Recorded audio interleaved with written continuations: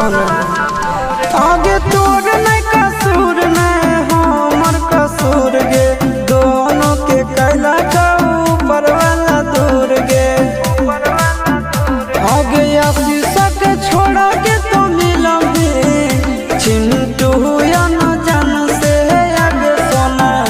चिंटू या न जान से जोड़ी है बनावल भगवान के दोस्त नहीं इंसान के आगे सोना